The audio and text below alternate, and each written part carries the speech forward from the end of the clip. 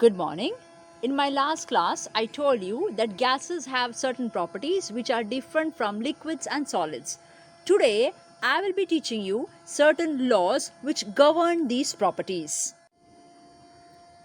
The first law is Boyle's law.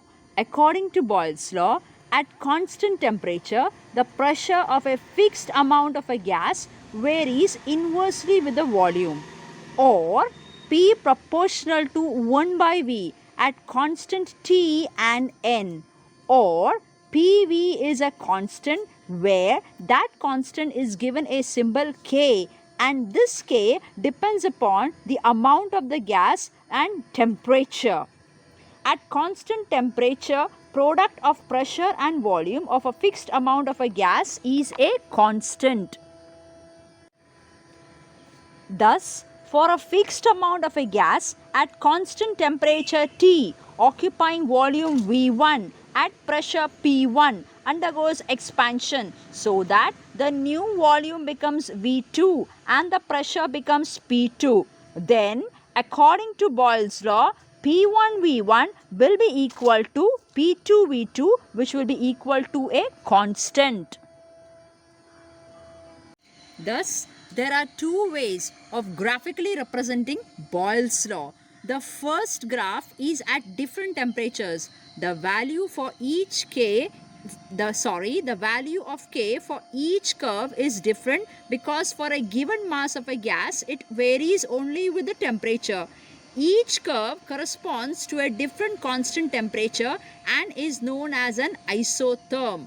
Higher curve corresponds to higher temperature. The second graph represents relation between P and 1 by V. It is a straight line passing through the origin. This is a problem where you are using Boyle's law P1V1 equal to P2V2 and finding out the unknown quantity. The second law is Charles' law, where according to this law, pressure remaining constant, the volume of a fixed mass of a gas is directly proportional to its absolute temperature. The absolute temperature over here is measured in the Kelvin temperature scale or the absolute temperature scale, where capital T is equal to 273.15 plus T degree Celsius. This scale is also called the thermodynamic scale. Thus, V proportional to T at constant P and N, or V by T is a constant, or V1 by T1 is equal to V2 by T2.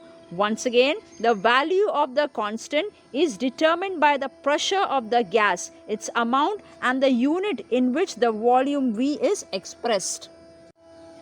Charles found that for all gases at any given pressure, graph of volume versus temperature in Celsius is a straight line, and on extending to zero volume, each line intercepts the temperature axis at minus 273.15 degrees Celsius. Each line of the volume versus temperature graph is called an isobar. The lowest hypothetical or imaginary temperature at which gases are supposed to occupy zero volume is called the absolute zero. In fact, all gases get liquefied before this temperature is reached. This means the gas will not exist.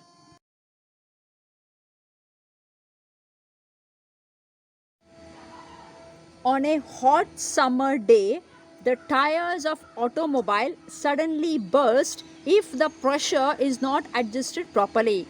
This is due to Gay-Lussac's law. According to Gay-Lussac's law, at constant volume, pressure of a fixed amount of a gas varies directly with the temperature, or P proportional to T at constant V and M, or P by T is a constant.